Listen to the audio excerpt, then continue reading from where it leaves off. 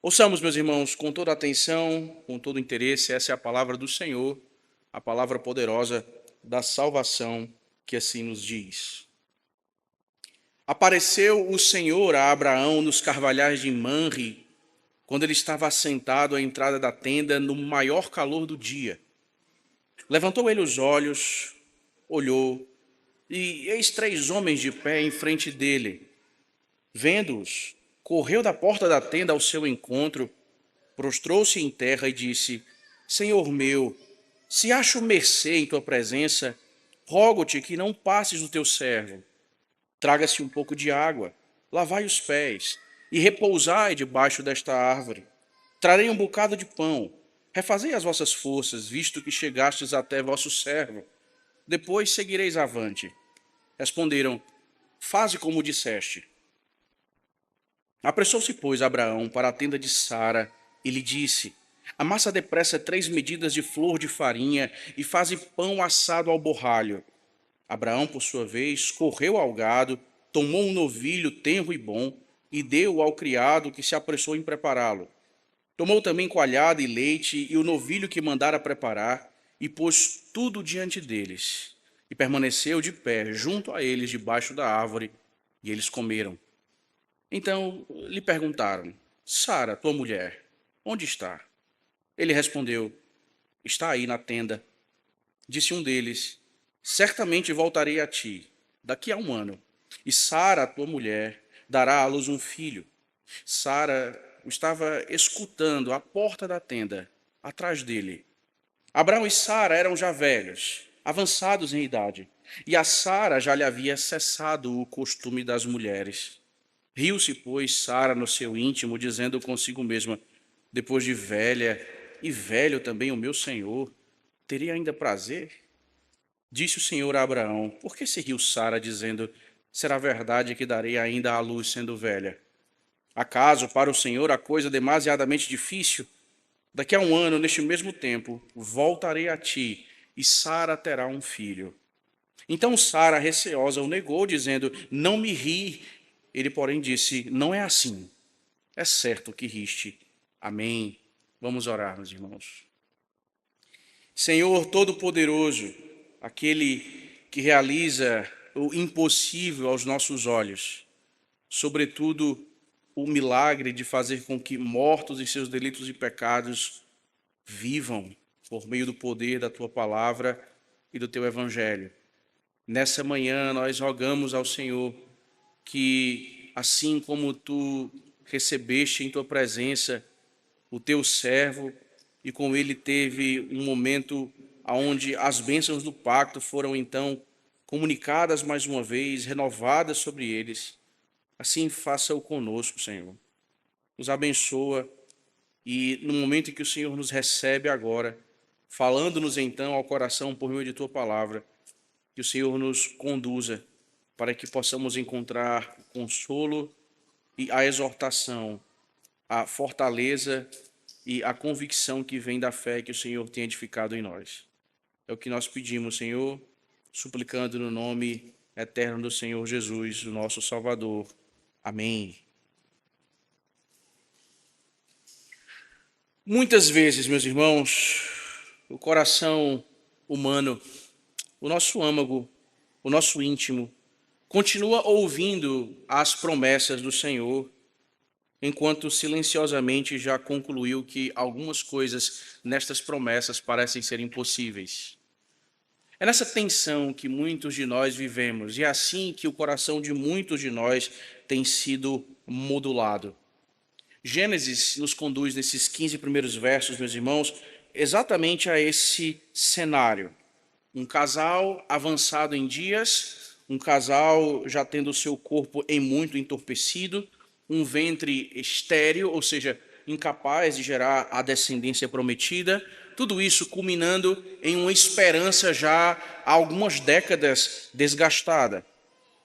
Mas, acima de tudo isso, o que nós vemos no capítulo 18, nesses versos, é o próprio Senhor vindo pessoalmente para mostrar aos seus servos que as suas promessas não são limitadas pelas impossibilidades humanas. Assim nós somos conduzidos, meus irmãos, a olhar a nossa própria realidade. Porque talvez você esteja há muito tempo desgastado exatamente no meio dessas tensões. Você consegue ouvir e, de alguma forma, dar crédito ao fato de que o Senhor, por sua palavra, nos promete tantas coisas maravilhosas, mas, ao mesmo tempo, essas coisas prometidas parecem nunca chegar, nunca se concretizar, nunca estarem próximas de nós. Nessa manhã nós aprendemos, meus irmãos, por meio do texto, que o Senhor irrompe no meio de tudo isso e que Ele continua de maneira graciosa tratando com um povo de coração incrédulo, muitas vezes, com um povo de ânimo dobre, com um povo que consegue dar um ou dois passos com convicção, com consistência e confiança, mas logo derrapa. Por isso, meus irmãos, nós somos ensinados pelo Senhor e o nosso coração se enche de esperança nessa manhã. Afinal, nós aprendemos por meio desse texto que a fé do povo de Deus é sustentada não pela nossa capacidade, em absoluto, mas pela fidelidade e poder do Senhor da aliança. É isso que Moisés, inspirado pelo Santo Espírito de Deus, nos ensina aqui, meus irmãos, nesses 15 primeiros versos. A fé do povo de Deus é sustentada não pela capacidade humana, mas pela fidelidade e poder do Senhor da aliança. Note que o texto diante de nós, nesses 15 versos, se apresentam em duas cenas maiores. A primeira delas, do verso 1 ao verso 8, em que nós vemos o Senhor vindo em comunhão pactual ao encontro do seu servo Abraão. E logo a cena posterior dos 9 ao 15, em relação aos versos, nos mostram que o Senhor é aquele que reafirma a sua promessa, combatendo a incredulidade no coração dos seus servos. Por isso o Senhor nos mostra nessa manhã, meus irmãos, aonde reside de fato a nossa esperança, certamente numa fé que não é sustentada em nós ou por nós mesmos, por nossa capacidade, mas que repousa na fidelidade e no poder do Senhor, do pacto. Note que o Senhor vai, mais uma vez, em direção ao encontro de Abraão, seu servo, e com ele tem um momento maravilhoso de comunhão. Nós vemos isso nos primeiros versos, meus irmãos, logo quando o Senhor vai ao encontro do seu servo Abraão. Note o texto diz: apareceu o Senhor a Abraão nos carvalhais de Manre, quando ele estava assentado à entrada da tenda no maior calor do dia. Levantou ele os olhos, e eis 3 homens de pé em frente dele. Vendo-os, correu da porta da tenda ao seu encontro, prostrou-se em terra e disse: Senhor meu, se acho mercê em tua presença, rogo-te que não passes do teu servo. Traga-se um pouco de água, lavai os pés e repousai debaixo dessa árvore. Trarei um bocado de pão, refazei as vossas forças. Visto que chegastes até vosso servo, depois seguireis avante. Note que o padrão continua o mesmo. O Senhor tomando a dianteira, tomando a iniciativa, sempre de modo soberano, indo ao encontro dos seus. Apareceu o Senhor a Abraão nos carvalhais de Manre. É interessante notar, meus irmãos, que Moisés já nos dá a interpretação daquilo que é afirmado no verso de número 1. Ou seja, Moisés já nos mostra que aquele que aparece a Abraão não é qualquer pessoa que não o próprio Senhor. Portanto, não é uma simples visitação humana, mas algo que aponta para uma manifestação divina e pactual. Ou seja, uma teofania aqui no Antigo Testamento. Uma manifestação visível e concreta da segunda pessoa da Trindade antes de sua encarnação no Novo Testamento. Trata-se então de uma visita peculiar e cheia de majestade e glória. É bem verdade que não inicialmente aos olhos de Abraão. Nós sabemos, porque Moisés nos informa, mas a essa altura Moisés nos diz ou nos dá a entender que Abraão não sabe o tamanho da eminência que pertence àqueles que estão diante dos seus olhos. O texto mostra algo que tem a ver com um cenário cotidiano, um cenário corriqueiro, e que é quebrado pela presença maravilhosa desses visitantes que aparecem aqui. Veja, Abraão estava sentado à porta da tenda ou à entrada da tenda no maior calor do dia. As atividades da manhã já haviam sido esgotadas, provavelmente eles já haviam feito a sua própria refeição. Eles estão aqui, então, descansando à sombra dos grandes carvalhos de Manre. Até que, no maior calor do dia, nesse período de descanso, Abraão levanta os olhos e contempla 3 homens em pé em frente dele. Assim, de maneira abrupta, Abraão, então, é indicado pelo texto como aquele que, sem saber de onde aqueles homens vieram ou como se aproximaram, de fato se apresentam diante do seu campo de visão. Eles estão olhando em direção a Abraão, parados, e Abraão, então, os contempla. Mais uma vez, Abraão não sabe ou não se dá conta daquilo que nós, leitores, sabemos a esta altura. Ele tem visto 3 homens, mas não 3 homens quaisquer. Há uma certa proeminência, algo que conduz a Abraão à reação que ele tem diante daquilo que vê. Note que o texto mostra que a reação de Abraão é sincera, é espontânea, é verdadeira. Ele corre ao encontro daqueles homens e então faz todo o esforço para persuadi-los de que eles aceitem a sua oferta hospitaleira.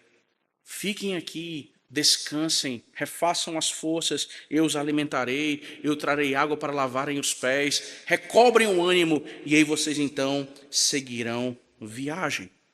Note, à altura dos seus 100 anos, nós temos um patriarca que ignora a própria condição do seu corpo e literalmente corre em direção daqueles homens. E como um sinal caloroso de honra e respeito, se inclina diante deles. Nós sabemos quem são os visitantes. Abraão não. Portanto, as palavras que ele utiliza aqui, por meio do que o próprio texto aponta, não se tratam de termos usados por alguém que, de maneira intencional, sabe que está falando com o próprio Senhor.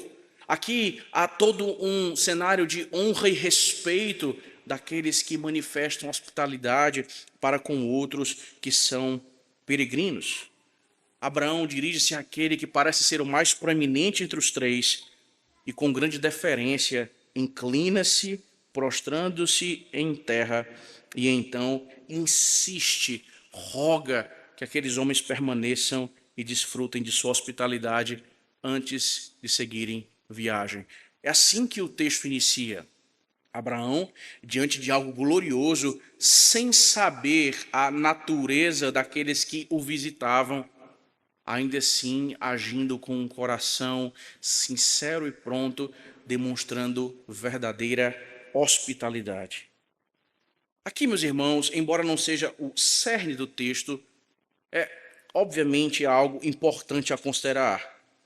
Afinal de contas, nós temos um patriarca, o próprio Abraão, que manifesta a sua própria piedade e sinceridade em relação à fé que professa de um modo muito prático. E o modo prático aqui é ter o coração aberto e disponível para receber e tratar bem, ou seja, com hospitalidade aqueles que passam em seu meio. E talvez, meus irmãos, a ausência disso seja uma das evidências marcantes em nossa própria época de que nós temos esfriado espiritualmente neste ponto.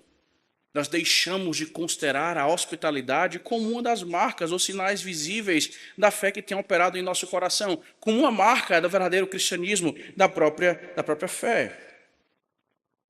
Nós temos nos exposto tão pouco e temos aberto tão pouco espaço em nossa vida para servir, para acolher, para nos gastar pelos outros. Note, o texto é muito enfático. Abraão vê 3 homens que ele não sabe quem são, 3 viajantes, 3 peregrinos, e imediatamente ele corre, ele prepara, ele serve, ele insiste, ele oferece o que há de melhor para suprir a necessidade, abrigar e servir aqueles homens. Abraão não faz contas, não há cálculos frios, não há qualquer tipo de inconveniência ou mesquinhez. Veja, por quê? Porque é um coração que tem aprendido à luz da graça de Deus e que em muito foi beneficiado e agora então beneficia também a outros. Normalmente, um coração que foi alcançado pela graça é um coração aberto e disposto a servir com hospitalidade aqueles que aparecem debaixo da providência do Senhor em nosso radar.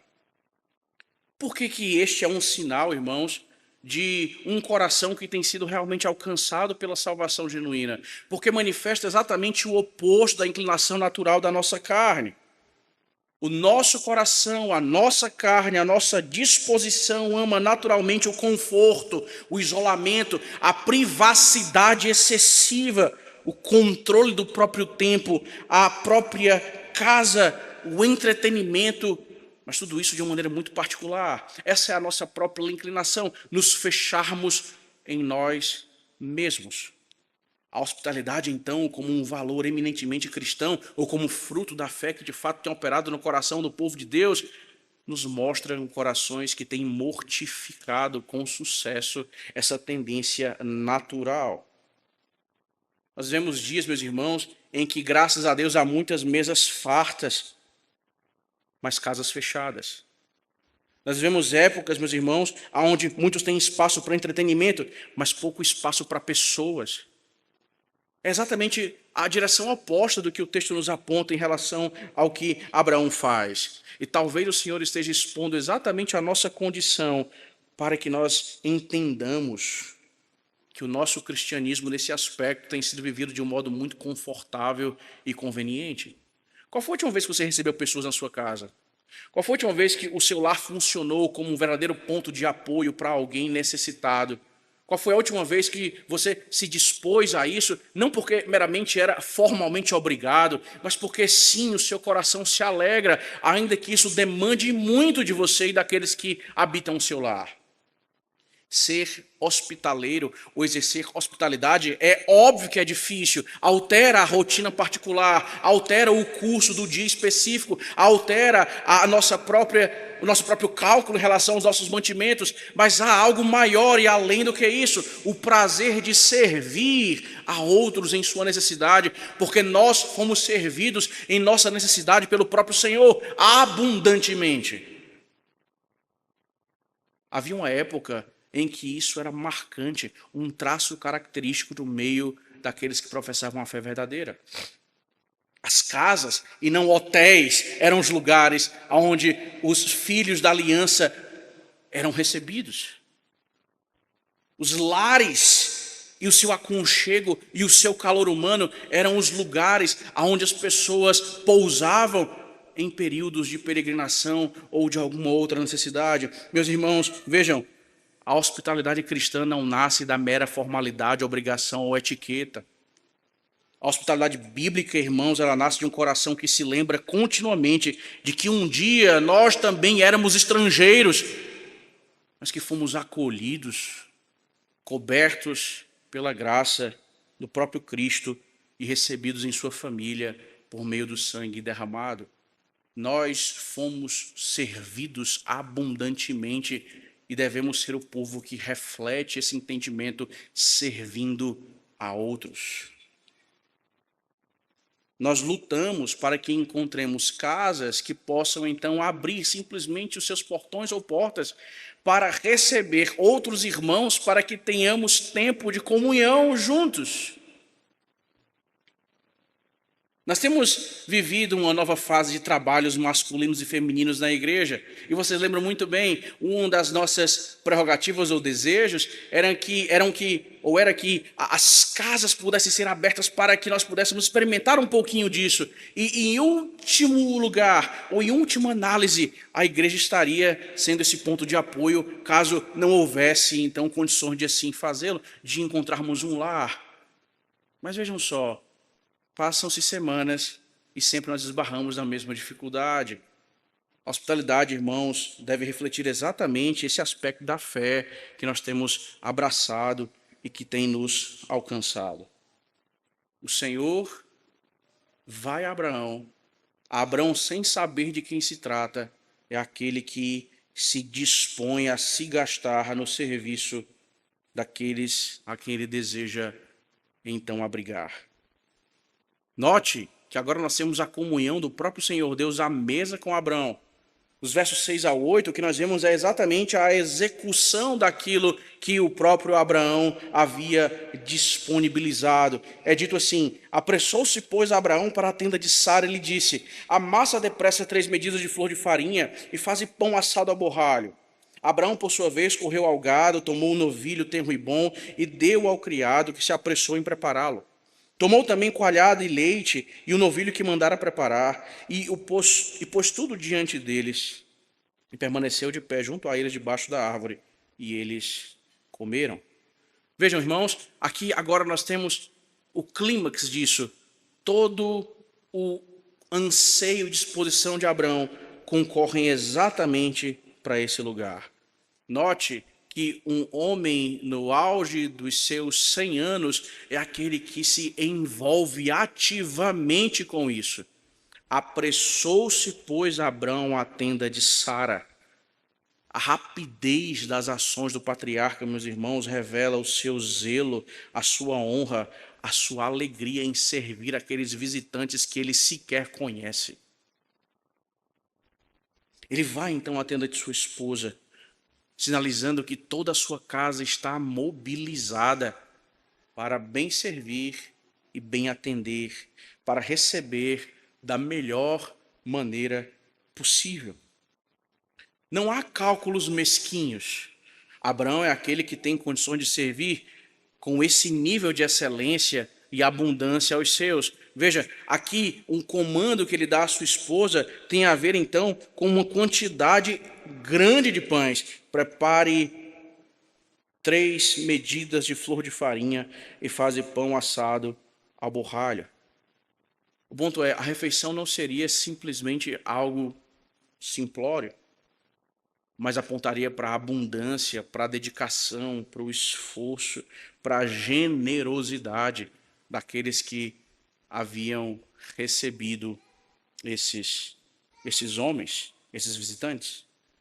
Ele vai à sua esposa, faz isso, e o texto diz no verso 7 que ele corre ao gado, toma o novilho, dá ao seu empregado, que então, por sua vez, faz aquilo que Abraão havia lhe indicado a fazer.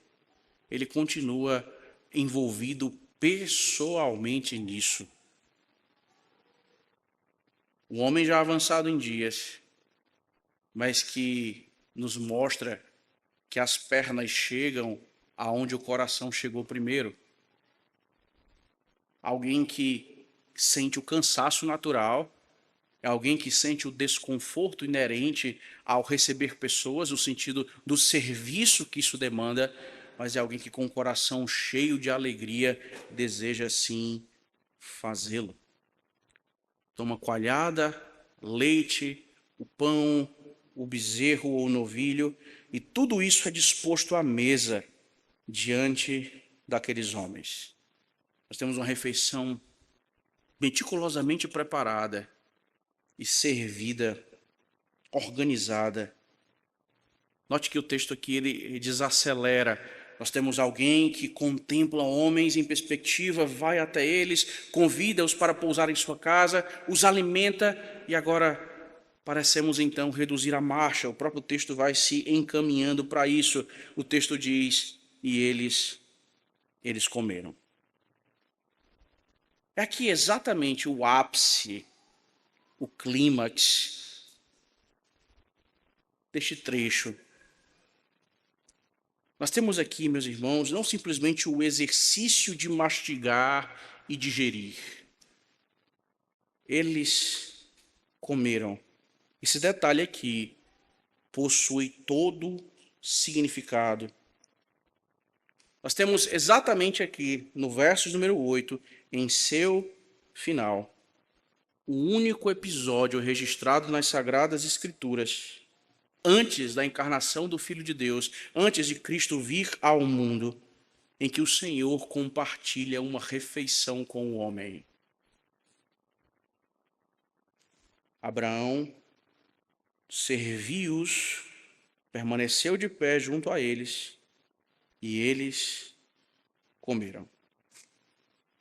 Essa refeição, meus irmãos, possui um caráter eminentemente pactual.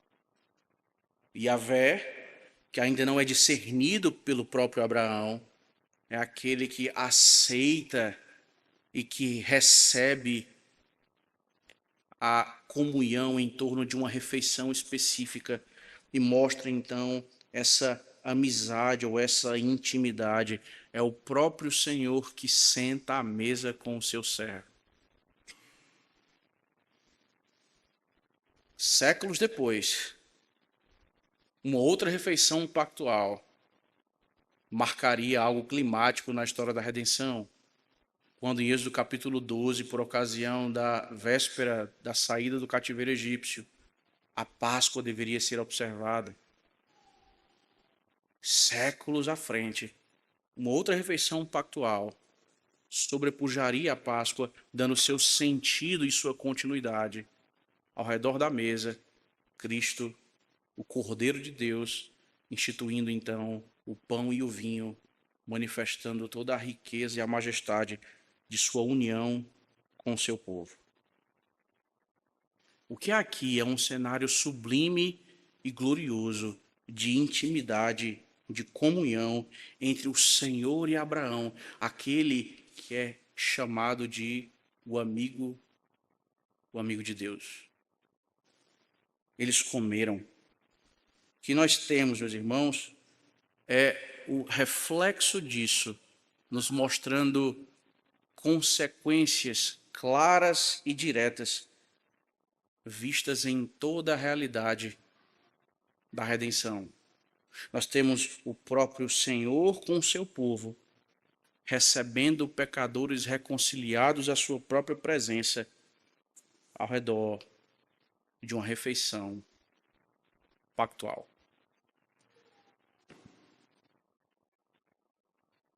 É óbvio que quando nós recebemos os nossos visitantes em casa, nós não estamos experimentando do mesmo o que o texto nos aponta aqui em relação a estas implicações. Mas isso não diminui o fato, meus irmãos, de que o povo do Senhor precisa olhar para isso com um valor que há muito tem se perdido. O prazer de estarmos unidos, debaixo das bênçãos da aliança, servindo ao mesmo Deus, não apenas lado a lado nos nossos bancos aos domingos, não apenas em outros contextos pontuais e estanques, mas partilhando da própria vida como um todo. Mas é necessário haver disposição no coração para que, ao entender essas coisas, isso seja valorizado, isso seja perseguido, buscado. Um coração que tem sido alvo de tanta graça pelas mãos do próprio Deus, ele tende então a se voltar para os outros, desejando também servi-los, assim como nós fomos servidos. Deus assentado à mesa com Abraão. O próprio Deus Santo, se aproximando de um homem que ainda vive em tendas, ou seja, ainda é peregrino, de um homem que ainda luta com suas fraquezas, que ainda carrega as marcas de uma recente incredulidade. O Deus Santo, vindo em direção ao homem assim, aproximando-se dele, e ainda assim o Senhor Deus vem. O que isso deveria falar, meus irmãos, ao nosso coração? Deus se assenta com Abraão. Certamente, meus irmãos, porque a aliança não repousa na perfeição do patriarca, mas repousa na própria fidelidade do Senhor.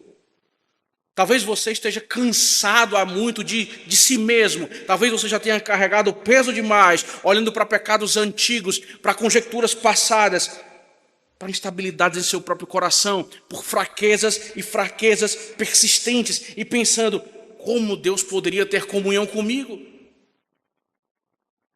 Ora, o texto nos aponta o caminho, meus irmãos. a mesa disposta em Manre, debaixo dos carvalhais, existe justamente para mostrar que a comunhão com Deus nunca nasce da dignidade do homem ou por algum tipo de valor intrínseco que ele possa ter ou de algum mérito, mas sim da graça soberana do Senhor que vai ao encontro de pecadores reconciliados. O evangelho é percebido debaixo dos carvalhos de Moré, nas sombras do maior calor do dia, Deus trazendo homens indignos de volta à sua mesa. O Deus Santo em comunhão com homens pecadores e falhos, porque a fidelidade de sua aliança não repousa na performance deles, mas em sua própria fidelidade. Há muitas coisas que uma mesa e uma refeição podem nos dizer, muito mais do que os sabores, os ingredientes e o que foi servido, mas como tudo isso aponta para um Deus santo e glorioso, que com graça e misericórdia reconcilia pecadores com Ele mesmo. Nós temos então, meus irmãos, até aqui, o Senhor indo ao encontro de seu servo e desfrutando de uma comunhão, ou propiciando a Abraão desfrutar de uma comunhão ao redor de uma refeição pactual. E agora então, dos versos 9 ao 15, o que nós temos é o Senhor, a partir desse contexto e deste cenário, reafirmando sua promessa e confrontando a incredulidade humana. Note que nos versos 9 e 10, o Senhor vai reafirmar a sua própria promessa a Abraão. É dito assim: então lhe perguntaram, Sara, tua mulher, onde está? Ele respondeu, está aí na tenda. Disse um deles, certamente voltarei a ti daqui a 1 ano, e Sara, tua mulher, dará à luz um filho. Sara o estava escutando à porta da tenda, atrás dele. Aqui, meus irmãos, Abraão começa então a entender o que está acontecendo. Afinal, a pergunta mostra qual é a agenda daqueles homens, o que eles vieram realmente fazer. O cenário é propício para o que vai ser estabelecido aqui, ou para o assunto que vai governar agora essa parte da narrativa. Por isso é perguntado, e Sara, tua mulher, onde ela está?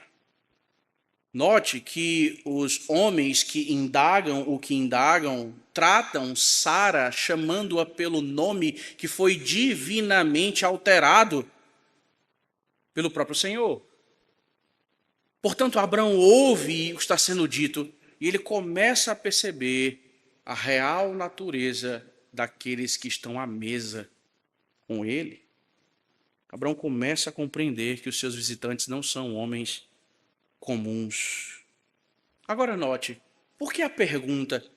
Se de fato o que está acontecendo aqui é um diálogo entre o próprio Senhor e o seu servo, por que a pergunta, onde está Sara? Será que isso não diminuiria e seria uma evidência exatamente contrária àqueles que entendem que é o próprio Senhor aqui falando com Abraão? Bom, a menos que você considere que a mesma situação faça com que nós concluamos o mesmo, como, por exemplo, se olharmos para o relato de Gênesis capítulo 3, onde o Senhor Deus então pergunta onde os homens estão, onde Adão está e aonde está a sua própria mulher. E o que foi que Adão fez? A pergunta aqui, meus irmãos, é exatamente da natureza daquela que foi feita no Éden, ou seja, não é uma pergunta que surge da falta de conhecimento por parte de Deus, mas para que o foco seja reposicionado sobre Sara. Onde está Sara, tua mulher? Abraão, que começa a entender então o que está acontecendo, responde, ela está aí na tenda. Como uma mulher casada, dentro do contexto de sua própria época, Sara permanecia dentro da tenda, fora dos olhares dos homens visitantes. Mas Moisés, inspirado, faz questão de dizer no final do verso 10 que Sara está na tenda, mas está ouvindo a tudo o que se passa. Todas as coisas faladas estão ao alcance dos ouvidos dela. Ela não está explicitamente, visivelmente na cena, mas o texto já prepara o leitor para a reação que ela terá diante daquilo que ela ouvirá. E o que ela ouve? Ela ouve aquilo que aos ouvidos dela é um completo absurdo. Certamente voltarei a ti daqui a 1 ano, e Sara, tua mulher, dará à luz um filho. Sara, tua mulher, dará à luz um filho. Ao ouvir de Abraão que Sara estava na tenda, o Senhor então fala intencionalmente ao alcance dos ouvidos de Sara, para que as palavras cheguem exatamente ao coração. Deus começa a fazer com que as suas palavras entrem no lugar onde há incredulidade, onde há o desgaste pela espera dos anos e onde a esperança morta havia se instalado. É por aqui que o Senhor começa. Ela está na tenda? Pois bem, daqui a 1 ano eu voltarei. E Sara, tua mulher, dará à luz um filho. O filho da promessa nascerá justamente da mulher cuja esterilidade e a própria idade tornavam a notícia humanamente impossível. O primeiro que teve contato com isto que o Senhor Deus havia dito era o próprio Abraão, no capítulo anterior, como nós vimos. Abraão prostrou-se com o rosto em terra e riu-se consigo mesmo, dizendo: o que nós temos aqui agora é, de uma maneira direta, a promessa ouvida por Abraão sendo ouvida pela própria Sara. Nós não sabemos se Abraão havia dito isso à sua esposa quando ouviu do Senhor. A grande questão não é essa. A questão é que, tendo ouvido de Abraão anteriormente, ou tendo ouvido agora pela primeira vez, como Sara reage. E a reação diante daquilo que ela havia ouvido manifesta alguém que está perplexa diante do absurdo que os ouvidos captaram. Moisés faz questão de preparar, informando no verso 11, Abraão e Sara eram já velhos, avançados em idade, e Sara já lhe havia cessado o costume das mulheres. Antes da reação de Sara, Moisés adiciona ainda mais tensão à cena. Como assim? Como daqui a 1 ano um filho será dado a nós, se nós somos avançados em idade? E se eu já não posso conceber? Por que o texto faz isso, irmãos? Para que fique notório, enfaticamente estabelecido, que o homem é plenamente incapaz de fazer por seu próprio braço acontecer aquilo que o Senhor Deus havia determinado e prometido. É impossível. Ao mesmo tempo, o texto mostra isso para que a gente possa enxergar um pouquinho dentro do coração de Sara, na medida em que ele parece ser trazido um pouquinho à tona aqui. Afinal de contas, ao enfatizar isso, o texto nos mostra que, humanamente falando, não restava mais esperança. Sara havia ultrapassado completamente o período natural da maternidade. O seu corpo já testemunhava de maneira diária a impossibilidade daquela promessa, adicionado a um quadro de esterilidade. Abraão e Sara eram velhos e avançados em idade. Por essa razão, A reação de Sara é percebida aqui no verso número 12. Riu-se, pois, Sara no seu íntimo, dizendo consigo mesma: depois de velha, e velho também o meu senhor, terei ainda prazer? Sara olha, meus irmãos, para si mesma como uma mulher consumida pela idade,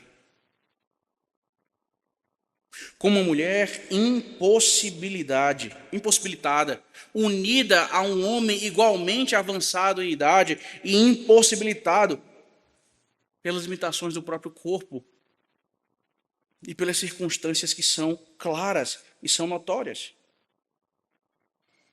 Sara já não esperava mais experimentar novamente os prazeres que são próprios da juventude, seja na maternidade, seja na intimidade conjugal com o próprio Abraão. Qual é a reação, então? Ela ri consigo mesma. Sara, no seu íntimo, riu-se, dizendo: depois de velha e velho também meu senhor teria ainda prazer. No capítulo anterior, ao ouvir aquilo que o Senhor Deus havia dito, a mesma coisa Abraão ri. Ao ouvir então a mesma coisa que é dita a Abraão, Sara também ri-se em seu íntimo. E o filho daqui a um ano que nascerá será chamado Isaque. Riso, ou aquele que ri, o Senhor Deus demonstrando que em seu poder soberano, aquilo que causa perplexidade nos homens diante da impossibilidade aos seus olhos é perfeitamente executável e fácil para o Senhor que possui todo o poder. Mas se no capítulo anterior Abraão não foi repreendido pelo Senhor, o que nós temos aqui é exatamente a repreensão sobre Sara. No capítulo anterior, onde Abraão ri-se consigo mesmo e afirma: tomara que vive Ismael diante de ti, o que nós tínhamos ali é um homem perplexo diante da promessa que havia ouvido e da complexidade envolvida. Não incredulidade necessariamente, mas alguém que está embasbacado com tudo isso.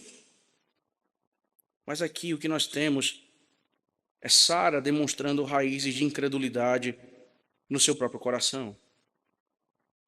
Sara ri-se, não como alguém que está simplesmente impactada pelo que ouve, mas como alguém que está dizendo: é impossível, esquece, não vai acontecer. Abraão já sabe com quem ele está lidando, ou quem está diante dele. Sara começa agora a perceber, então, quem são. Afinal de contas, no verso 13, é dito assim: disse o Senhor a Abraão: por que se riu Sara, dizendo: será verdade que darei à luz sendo velha? Sara começa a perceber, então, que o que está acontecendo não é algo comum. E que aquilo que foi dito da boca de quem disse representam palavras que emanam do próprio Deus. Afinal de contas, ela havia rido consigo mesma em seu íntimo e agora o seu coração é exposto. O Senhor Deus traz à tona aquilo que estava escondido no íntimo do coração, no coração de Sara. O seu riso silencioso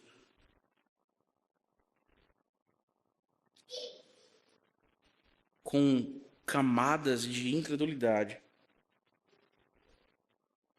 não passou desapercebido por aquele que sonda corações.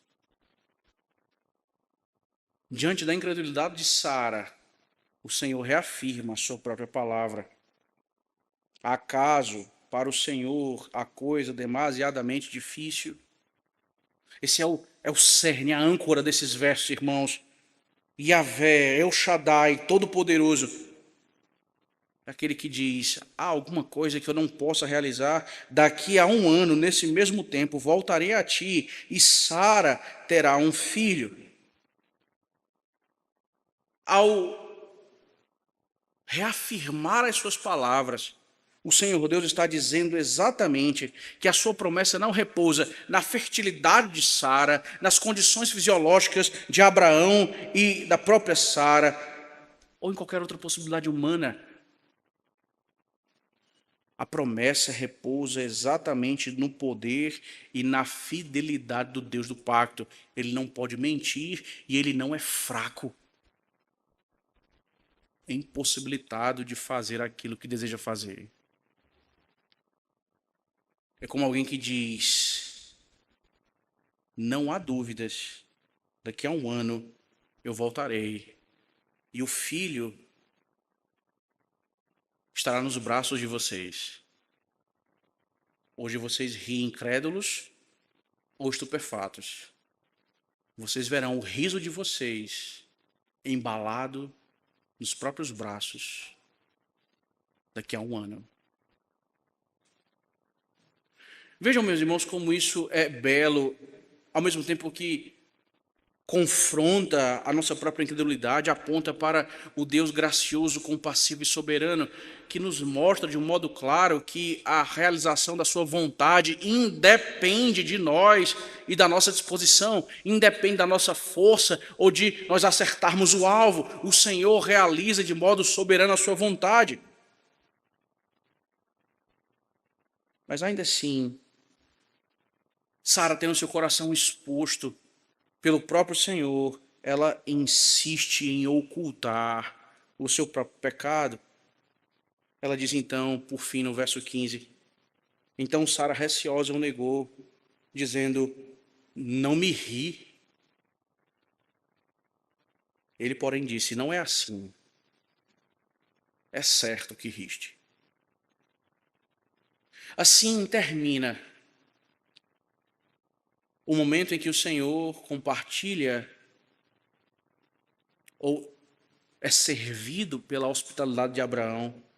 E ao redor da mesa tem um momento de comunhão pactual com o seu próprio servo, estendido à sua própria esposa Sara, quando reafirma que um filho será dado no prazo de 1 ano. É assim que termina o momento. Sara tentando ocultar o seu próprio pecado diante daquele que tudo vê. Mas se há corações que aqui se movimentam exatamente desse modo, em uma dinâmica pecaminosa, nós temos o Senhor Deus que combate isso e que confronta para o bem daqueles que o amam.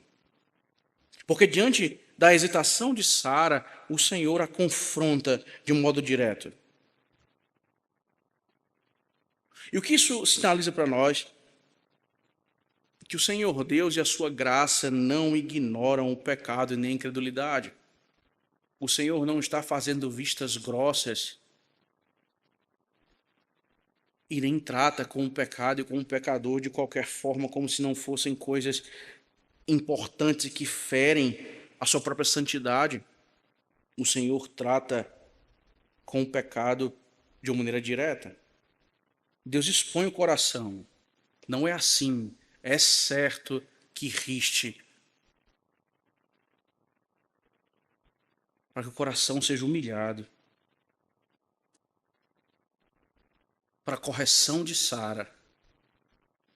E para a condução dela e de seu povo à confiança verdadeira.